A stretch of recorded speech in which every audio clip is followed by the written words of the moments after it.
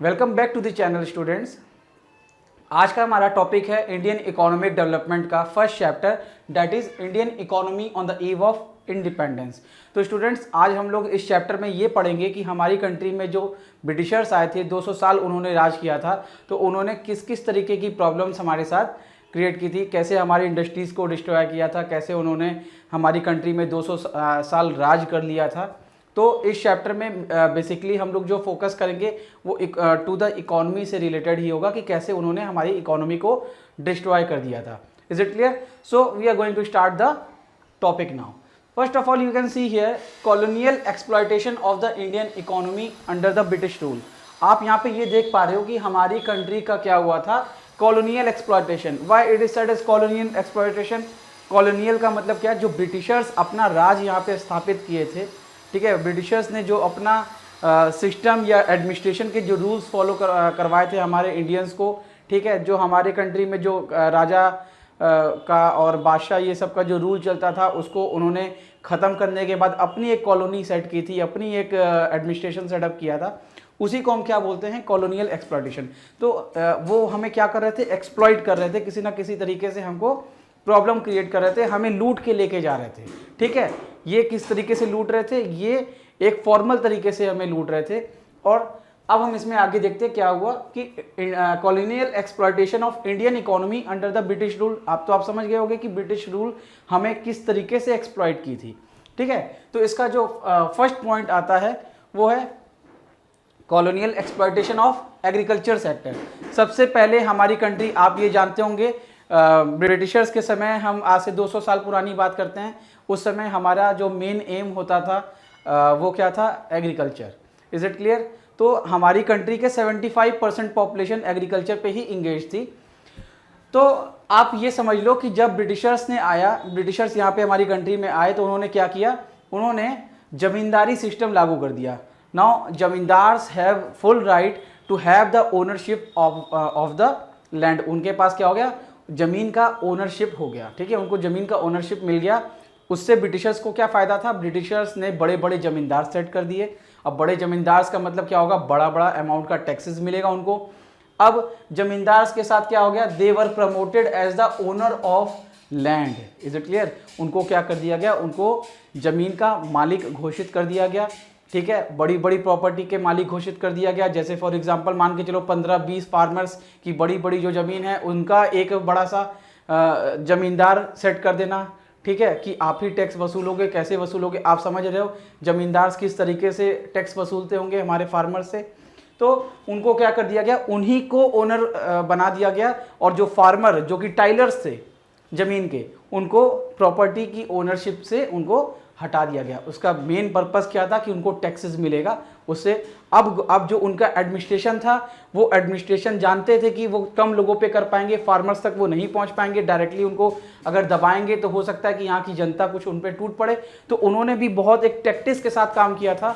ठीक है, और आप जानती हो डिवाइड एंड रूल वाला जो सिस्टम था उनका, तो वो हमेशा हमारी कंट्री में उनका हर चीज़ में फॉलो होता रहा। तो उन्होंने दिमाग ये लगाया कि अगर हम इन्हीं के बंदों को अगर हम हेड बना देते हैं और उन्हीं हेड से अगर हम गलत काम करवा लेते हैं तो उससे हमारे भी क्या होगा? एडमिनिस्ट्रेशन स्ट्रांग रहेगा। और जो हम मेरे पे अगर बात आने भी लगेगी तो कहेंगे कि ये जमींदार का काम है। ठीक है, तो मतलब उन्होंने अपने एडमिनिस्ट्रेशन को स्ट्रांग करने के लिए हमारे ही बंदे को हमारे ऊपर लगा दिया।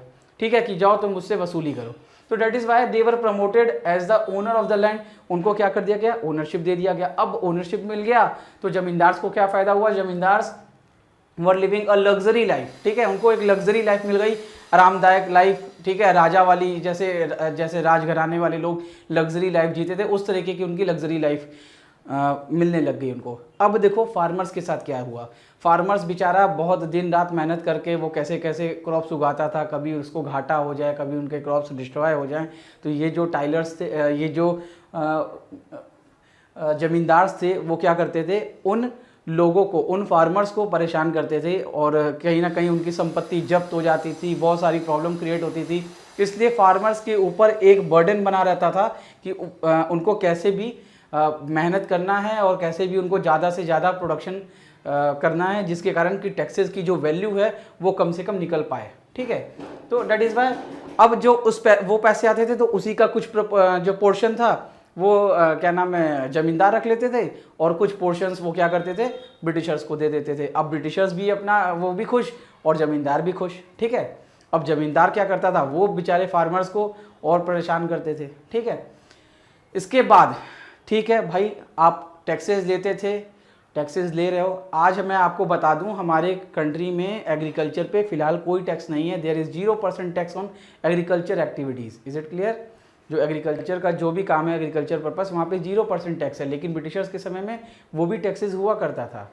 ओके, तो हम ये कहेंगे कि उस समय क्या होता था, ठीक है भाई, जमींदार पैसा लेते थे तो लेते थे, ठीक है। क्यों? क्योंकि वो उनके ऊपर ब्रिटिशर्स होते थे, ब्रिटिशर्स उनको प्रेशर डालते थे कि भाई आप पैसे कैसे भी वसूलो, ये आपकी फ़ायदा है, इसमें आपका भी घाटा है, ठीक है। अब भाई जमींदार को भी अंदर से लगता था कि हाँ भाई कहीं ना कहीं मेरा घाटा तो है ही, अगर हम टैक्सेस वसूलेंगे नहीं तो वो टैक्सेस तो वसूलते थे, लेकिन उनका कोई भी इन्वेस्टमेंट नहीं था कि एग्रीकल्चर में डेवलपमेंट करे, जैसे कि ट्यूबवेल्स है, ठीक है, कुआं है या हैंडपम्प्स हैं।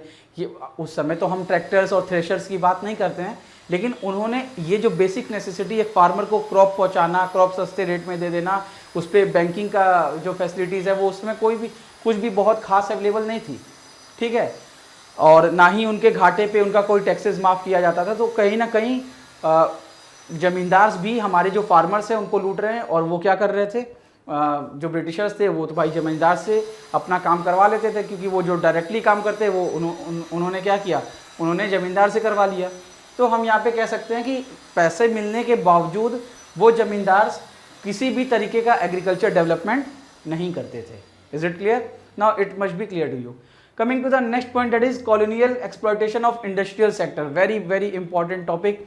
एग्रीकल्चर इंडस्ट्रियल सेक्टर में हमें क्या प्रॉब्लम हुई, अब वो हम यहाँ पे देखते हैं। Is it clear? First of all आप ये देख पा रहे हो कि Indian handicraft enjoyed reputation for variety and quality. हमारे इंडिया की जो हैंडीक्राफ्ट थी वो दुनिया प्रसिद्ध थी, ठीक है, क्योंकि हम लोग बहुत अच्छी अच्छी वैरायटी बनाते थे और उसकी क्वालिटी भी होती थी। वैरायटी मीन्स आप देख सकते हो कि जैसे आप मार्केट में टी शर्ट परचेज करने जाओगे तो आपको 50 की भी टी शर्ट मिलेगी, 500 की भी मिलेगी, 5000 की भी मिलेगी और 15000 की भी मिलेगी। Is it clear? तो that is what, that is the quality as well as variety. आपको अलग क्वालिटी अलग अलग वैरायटी हमारी कंट्री में बहुत अवेलेबल था। आप छोटे से छोटा आइटम लेने जाओ, आपको उसकी 3 4 5 वैरायटी मिल जाएगी, ठीक है, 3 4 क्वालिटी मिल जाएगी। तो that is what, that is variety and quality. Indian जो इंडस्ट्रियल सेक्टर था, हमारे हैंडीक्राफ्ट का इतना अच्छा रेपुटेशन था कि हमारी वैरायटी और जो क्वालिटी है वो वर्ल्ड फेमस थी। Is it clear? लेकिन ब्रिटिशर्स के आने के कारण क्या हो गया, हैवी ड्यूटी ऑन एक्सपोर्ट, मतलब हम जो भी चीज़ एक्सपोर्ट करते थे उस पर क्या हो गया, गवर्नमेंट ने, मतलब जो ब्रिटिश गवर्नमेंट है उन्होंने क्या कर दिया, उन्होंने ज़्यादा से ज़्यादा टैक्सेस इंपोज कर दिया। अब ये बताओ, मैं आपको एक छोटा सा एग्जांपल देता हूँ कि जैसे अगर कोई आइटम हमारी कंट्री में 100 का बिक रहा है और हम उसको फॉरेन मार्केट में 150 का बेचते थे, अगर एक गवर्नमेंट जो है वो अगर हम पे टैक्सेस इम्पोज कर दे कि भाई आपको 50 नहीं, आपको 70 रुपये टैक्सेस देना है, तो अगर हम वही प्रोडक्ट जो 150 में बेच पाते थे, आज अगर हम उस प्रोडक्ट को 170 में बेचेंगे तो क्या हमसे कोई लेगा? मार्केट में और भी बहुत सप्लायर्स अवेलेबल हैं, तो वो किसी से भी ले लेंगे, because always a customer wants a cheapest item as well as for the good quality. Is it clear? Consumer की हमेशा यही थिंकिंग रहती है कि हमें सस्ते से सस्ता मिल जाए और अच्छे से अच्छा मिल जाए। तो जब अगर फॉरेन मार्केट की बात करते हैं तो वहाँ पे कई सारी कंट्रीज आएंगी, वो सारी कंट्रीज़ क्या करेंगी, अपने अपने प्रोडक्ट्स को बनाएंगी, ठीक है, अपने अपने प्रोडक्ट्स को अलग अलग रेट्स में बेचेंगी। तो जब हमारे प्रोडक्ट पे टैक्सेस ही इतना रहेगा तो हम कैसे अपने प्रोडक्ट को सस्ते में बेच पाएंगे? तो उनकी बस सीधे सीधे ये पॉलिसी रही कि भाई टैक्सेस इन पे ज़्यादा इम्पोज कर दो और ये लोग क्या करेंगे, एक्सपोर्ट कर ही नहीं पाएंगे। तो इन्होंने क्या किया, हैवी ड्यूटी लगा दिया एक्सपोर्ट पे।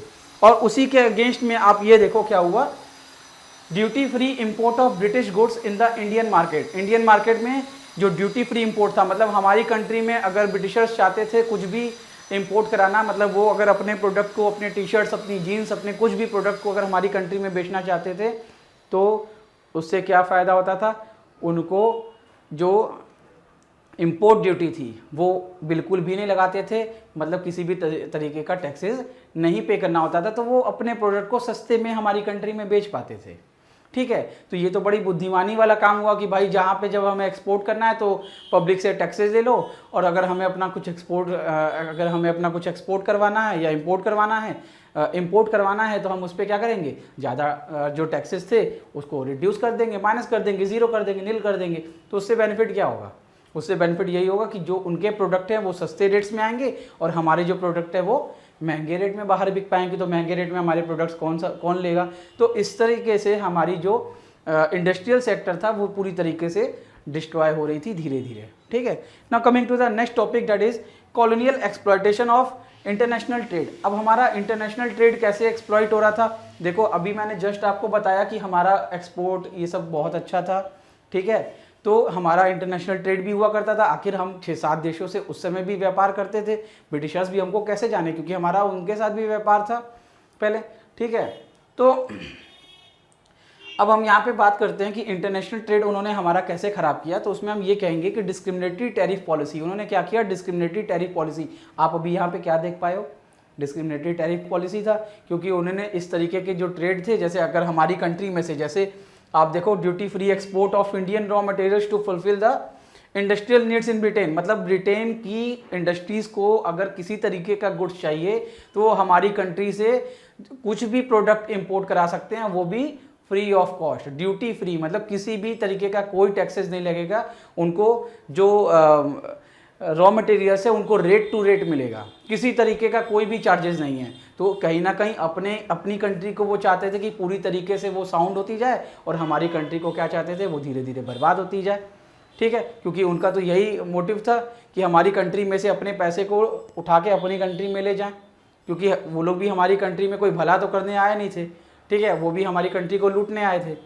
तो that is why we can say discriminatory tariff policy की वजह से क्या हुआ, डिस्क्रिमिनेटरी पॉलिसी की वजह से जो ड्यूटी फ्री एक्सपोर्ट था, उसके कारण क्या हो गया, हमारे जो रॉ मटेरियल्स थे वो ब्रिटिश इंडस्ट्रीज़ को सस्ते रेट में मिलना चालू हो गए, ठीक है। और सस्ते रेट में मिलना चालू हो गए तो वो लोग सस्ते रेट में बना के मार्केट में अपना आराम से बेच पा रहे थे।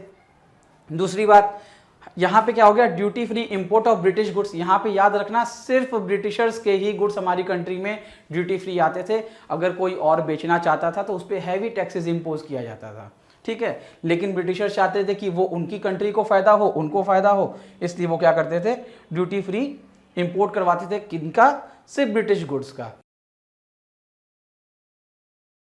अब हम बात करते हैं हमारे नेक्स्ट टॉपिक, जो कि है features of Indian economy on the eve of independence. तो स्टूडेंट्स, मैंने इससे पहले आपको ये बता ही दिया कि इंडिया की इकोनॉमी किस तरीके की थी, हमारी एग्रीकल्चर सेक्टर कैसा चल रहा था, हमारी इंडस्ट्री सेक्टर कैसे चल रही थी, हम किस तरीके की प्रॉब्लम्स झेल रहे थे ब्रिटिशर्स के द्वारा, ठीक है। तो अब हम ये बात करेंगे कि हमारी जो कंडीशन थी ब्रिटिशर्स के समय में, हमारा जो आज़ादी से पहले हमारी क्या दशा थी, उसकी क्या फीचर्स थे। अब हम उन फीचर्स के बारे में डिस्कशन करेंगे। तो चिल्ड्रन, सबसे पहला है स्टैग्नेंट इकोनॉमी। तो स्टैग्नेंट का मतलब क्या होता है, स्थिर, ठीक है। हमारी जो इकोनॉमी थी वो एकदम स्थिर थी। हमारी जो ग्रोथ की परसेंटेज थी वो नील के बराबर थी। आप समझ लो डेसिमल के फॉर्म में परसेंटेज था। तो हमारी कंट्री क्या ग्रो करेगी, ठीक है। अब हम बात करते हैं कि डेटा के अनुसार 1860 से 1925 के बीच में हमारी जो पर कैपिटा इनकम थी वो 0.25% पर एनम थी। सिर्फ कितनी थी, 0.5% पर एनम। ये हमारा किस समय का था, 1860 से 1925। अब हम आगे की बात करते हैं कि 1925 से 1950 के बीच में हमारी पर कैपिटा इनकम क्या थी, 0.1% ओनली। आप सोचो 0.1% ओनली हमारी क्या थी, पर कैपिटा इनकम थी, पर पर्सन इनकम थी। अब ये सोच लो कि ये 1925 और 1950 के बीच में ये सिचुएशन थी। तो स्टैग्नेंट इकोनॉमी का मतलब क्या हो गया कि हमारी जो इकोनॉमी थी वो स्थिर थी, किसी तरीके का कोई इंप्रूवमेंट नहीं। मतलब हम गरीब थे, गरीब रहेंगे, अमीर जो था वो अमीर है, वो उतने पे ही रहेगा, वो कभी उसकी जो इनकम है और ज़्यादा या और कम नहीं होगी, वो उतने में ही उसकी लिमिट थी। मतलब ये अमीरों पे तो बहुत ज़्यादा प्रॉब्लम नहीं क्रिएट किया था, लेकिन ये जो गरीब लोग थे उन पे सबसे ज़्यादा प्रॉब्लम क्रिएट किया था, क्योंकि उनकी इनकम जो थी वो उससे अधिक नहीं हो पा रही थी, ठीक है। तो अब हम बात करते हैं हमारे नेक्स्ट पॉइंट की, जो कि क्या थी, बैकवर्ड इकोनॉमी थी। हमारी जो इकोनॉमी थी वो एकदम बैकवर्ड की थी, एकदम पिछड़ी इकोनॉमी थी। मतलब इकोनॉमिक्स की बात कर रहे हैं या इकोनॉमी की बात कर रहे हैं तो वो एकदम पिछड़ी थी। मतलब समझ के चलो कि हम लोग इतने गरीब थे कि हमारी जो पॉपुलेशन थी वो सिर्फ 230 रुपये पर कैपिटा इनकम थी। ठीक है, हमारी जो पर कैपिटा इनकम थी वो कितनी थी, रुपए के फॉर्म में, हमने अभी परसेंटेज के फॉर्म में बताया, रुपए के फॉर्म में पर कैपिटा इनकम हमारी सिर्फ 230 रुपये पर कैपिटा इनकम थी। हमारी ज़्यादा से ज़्यादा पॉपुलेशन, हमारी मैक्सिमम पॉपुलेशन जो थी वो बहुत गरीब में आती थी, मतलब पुअर भी नहीं, वेरी पुअर में आती थी। आप सोच लो ये स्थिति थी हमारी कंट्री की। Now coming to the next point, that is agriculture backwardness. तो हमारी जो एग्रीकल्चर थी वो काफ़ी बैकवर्ड थी। 72% पॉपुलेशन जो थी वो हमारी एग्रीकल्चर एक्टिविटीज़ या एग्रीकल्चर में डायरेक्टली इंगेज थी। आप ये सोच लो खाली 28% जो थी वो अदर एक्टिविटीज़, मतलब टर्शरी सेक्टर और सेकेंडरी सेक्टर में इंगेज थी। सेकेंडरी सेक्टर तो हमारे यहाँ समझ के चलो आप नील के बराबर था, बहुत कम था, मिनिमम एकदम। तो हम लोग टर्शरी सेक्टर और सेकेंडरी सेक्टर पे बहुत ज़्यादा फोकस नहीं थे हम लोग। हमारी जो ज़्यादा जो मैक्सिमम पॉपुलेशन थी 72% पॉपुलेशन वो पूरी तरीके से किस पे इंगेज थी, वो एग्रीकल्चर पे इंगेज थी। इसीलिए हमारा जो एग्रीकल्चर का क्या था, बैकवर्डनेस था, वो काफ़ी पिछड़ा था, क्योंकि ज़्यादा पॉपुलेशन उसी एग्रीकल्चर पे डिपेंडेंट थी, क्योंकि हमारे पास रिसोर्सेज कम थे और जो हमारी इतनी ज़्यादा जनसंख्या थी वो पूरी तरीके से उसी एग्रीकल्चर पे डिपेंडेंट थी। Now coming to the next point, that is agriculture backwardness के बाद अब हम बात करते हैं इंडस्ट्रियल बैकवर्डनेस। अब हमारी इंडस्ट्रीज़, मैंने इससे पहले आपको भी बताया, हमारी इंडस्ट्रीज़ की जो स्थिति थी, जो स्टेज में थे हमारी कंट्री की इंडस्ट्रीज़, वो स्टेज काफ़ी बुरी थी। ठीक है, जिसको हम अच्छा नहीं कहते हैं। तो हम ये कह सकते हैं कि हमारा जो इंडस्ट्रियल बैकवर्डनेस इतना ज़्यादा था कि हमारे पास बेसिक इंडस्ट्रीज़ और हैवी इंडस्ट्रीज़ तो थी ही नहीं हमारी कंट्री में। जो बेसिक इंडस्ट्री जैसे छोटे मोटे सामान बनाना, छोटे मोटे टॉयज़, खिलौने, यहाँ तक कि हमें छोटी छोटी जो भी चीज़ें थी वो भी ब्रिटिशर से ही इम्पोर्ट करवाना पड़ता था। ठीक है, हमारे यहाँ पे जो कॉटेज और स्मॉल स्केल इंडस्ट्रीज़ को वो पूरी तरीके से तबाह कर दिया गया था। किस तरीके से तबाह किया था मैंने आपको भी जस्ट बताया। कोई भी चीज़ एक्सपोर्ट करना है तो आपको टैक्सेस देना पड़ेगा, कोई भी चीज़ इंपोर्ट करना है तो आपको एकदम मिनिमम कॉस्ट, मतलब ज़ीरो इंपोर्ट ड्यूटी पे आपको गुड्स मिल जाएगा। तो इस तरीके की जो इकोनॉमी थी ये हमारी कंट्री के इकोनॉमी को बर्बाद कर रही थी। ठीक है, तो हम यहाँ पे कह सकते हैं कि किस तरीके से हमारी जो इंडस्ट्रियल सेक्टर था या इंडस्ट्रियल बैकवर्डनेस था वो हमको और पीछे लेके जा रहा था। Is it clear? Now coming to the next point, that is rampant poverty. अब ये रैम्पेंट पॉवर्टी क्या होता है? रैम्पेंट मतलब कि बहुत ज़्यादा वाइड एरिया में गरीबी फैली हुई थी। मतलब ये नहीं कि कुछ लोग गरीब हैं, चलो ठीक है उनका कुछ ना कुछ मैनेज कर दिया जाए। ज़्यादातर पॉपुलेशन हमारी क्या थी, वो गरीब थी। अब हम बात करते हैं किस तरीके से गरीब थी। उनके पास मात्र 2 टाइम्स अ डे खाने के लिए फूड की व्यवस्था नहीं हो पाती थी। वो 2 समय का खाना भी नहीं खा पाते थे। उनके पास शेल्टर नहीं था, घर रहने के लिए जगह नहीं थी, छत नहीं थी, और क्लॉथिंग भी नहीं थी। आप जानते हो रोटी, कपड़ा, मकान, food, clothing, shelter is required for every person. हर एक इंसान को ये तीन बेसिक नेसेसिटी जो कहा जाता है, उन लोगों को वो 3 बेसिक नेसेसिटी ही नहीं मिल पा रही थी। ठीक है, और वाइड स्प्रेड अनएम्प्लॉयमेंट था। वाइड स्प्रेड अनएम्प्लॉयमेंट मतलब मैक्सिमम पॉपुलेशन जो थी वो बेरोजगार थी, उनके पास किसी तरीके का कोई काम नहीं था। इनको एम्प्लॉयमेंट अपॉर्चुनिटीज़ हमारी कंट्री में बिल्कुल अवेलेबल नहीं रहा था, क्योंकि हमारी कंट्री की इंडस्ट्रीज डिस्ट्रॉय हो गई थी, जिसकी वजह से क्या हो गया, हमारी कंट्री में रैम्पेंट पॉवर्टी आ गई, जो कि गरीबी बहुत तेज़ी से बढ़ गई। Is it clear? Now coming to the next point, that is poor infrastructure. अब हमारी कंट्री का जो इंफ्रास्ट्रक्चर था वो काफ़ी ख़राब होता जा रहा था। ठीक है, क्यों? क्योंकि हमारी कंट्री का जो ज़मीन थी, मतलब हम कह सकते हैं कि कम्युनिकेशन थी, ठीक है, ट्रांसपोर्टेशन था, पावर था, वो बिल्कुल नहीं था। हमारे पास जो पक्की रोड्स, कच्ची रोड्स बहुत, हमारे यहाँ कच्ची रोड्स ज़्यादा थी और पक्की रोड्स बहुत कम थी। कम्युनिकेशन की कोई व्यवस्था बहुत रेयरली कहीं कहीं मिलती थी। ठीक है, जहाँ पे भी मिलती थी वो ब्रिटिशर्स ऑफिसेज में ही कम्युनिकेशन की सुविधा थी। बहुत ज़्यादा कम्युनिकेट करने के लिए किसी तरीके का हमारे पास कोई साधन नहीं था। उसके बाद पावर के बारे में बात किया जाए, बिजली की प्रॉब्लम थी, क्योंकि आप जानते हो कि मशीन्स चलाने के लिए इलेक्ट्रिसिटी की रिक्वायरमेंट होती ही है। तो हमारी कंट्री में जब पावर ही नहीं था तो इंडस्ट्री सेटअप करने का कोई मतलब नहीं था। और हैंडमेड प्रोडक्ट्स, आप जानते थे कि उस समय जो ब्रिटिशर्स के गुड्स आ रहे थे वो मशीन मेड गुड्स थे, जो कि हमारी कंट्री के इकोनॉमी को डिस्ट्रॉय कर रहे थे धीरे धीरे। ठीक है, अब हम इसके बारे में बात करते हैं। Heavy dependence on import. अब हैवी डिपेंडेंस ऑन इम्पोर्ट, इसका मतलब क्या हुआ, इम्पोर्ट पे बहुत ज़्यादा डिपेंडेंस हो गया था। मतलब हम ज़्यादा से ज़्यादा गुड्स इंपोर्ट कर रहे थे, और एक्सपोर्ट के लिए तो आप जानते हो पॉलिसी किस तरीके की रखी गई थी कि आप एक्सपोर्ट कर भी नहीं सकते थे, और एक्सपोर्ट कर भी सकते थे तो आप खाली रॉ मटेरियल्स एक्सपोर्ट कर सकते थे, वो भी duty free to the Britishers. Is it clear? तो यहाँ पे क्या था, हम क्या करते थे, इम्पोर्ट ऑफ मशीन्स, हम सिर्फ मशीन्स का ही इम्पोर्ट करते थे। और दूसरी बात, हमारे यहाँ अदर इक्विपमेंट्स, मतलब मशीनों के साथ साथ जो दूसरे इक्विपमेंट्स भी लगते थे वो भी हमें इंपोर्ट ही कराना पड़ता था, क्योंकि हमारे यहाँ मशीन्स नहीं बनती थी, हम उतने ज़्यादा एडवांस टेक्नोलॉजी नहीं यूज़ करते थे।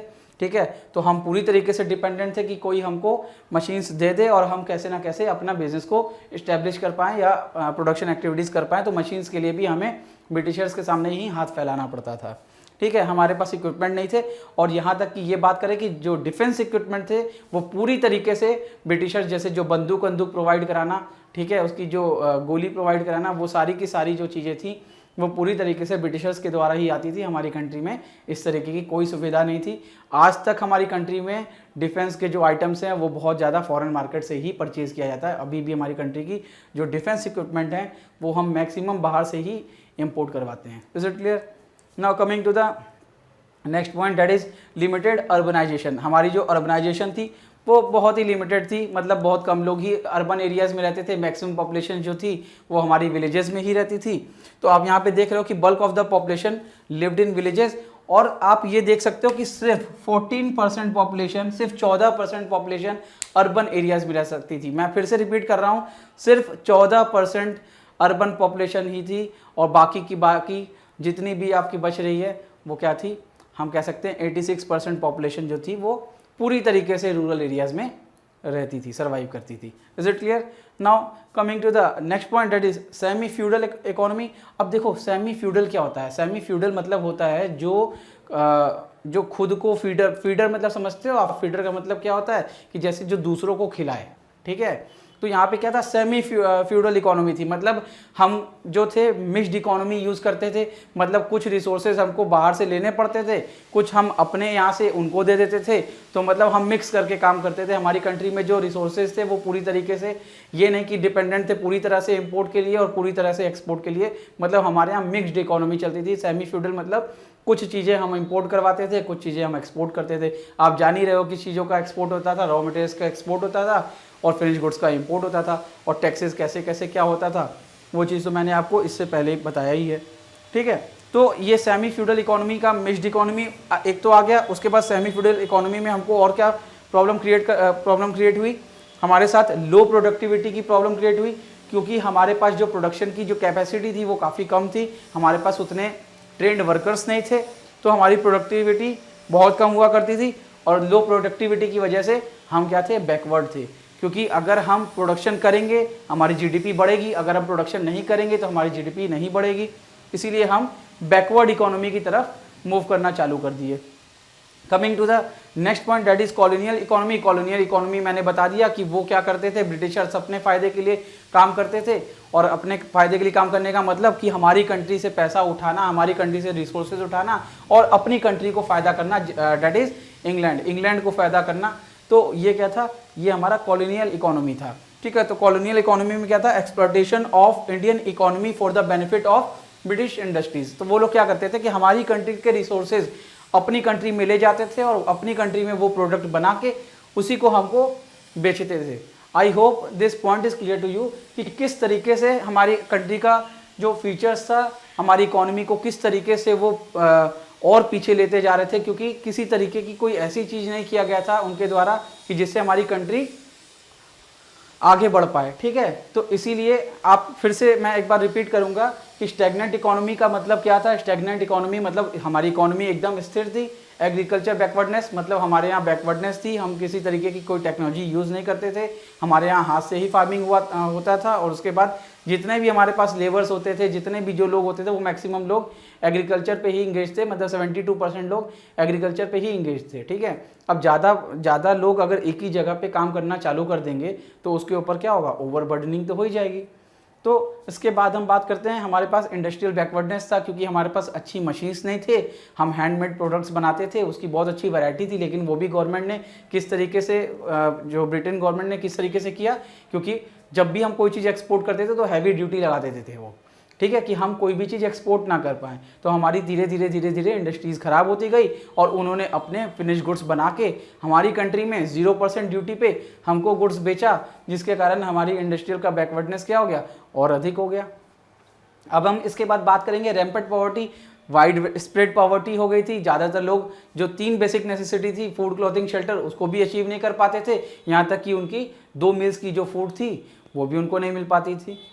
उसके बाद हम बात करेंगे कि पुअर इंफ्रास्ट्रक्चर का मतलब क्या था, हमारी कंट्री में पावर की सप्लाई, रोड की सप्लाई, कम्युनिकेशन की सप्लाई, ट्रांसपोर्टेशन की जो थी वो बहुत कम थी, बहुत लिमिटेड थी, तो जिसके कारण हमारी इंडस्ट्रीज़ ग्रो नहीं कर पाती थी और हमारा इंफ्रास्ट्रक्चर काफ़ी वीकन था। हम एक दूसरे विलेजेस से, एक दूसरे शहर से नहीं टच्ड थे, हमें बहुत मुश्किल होती थी कहीं इधर उधर जाने में, तो हमारा इंफ्रास्ट्रक्चर भी क्या था, काफ़ी वीक था या पुअर था।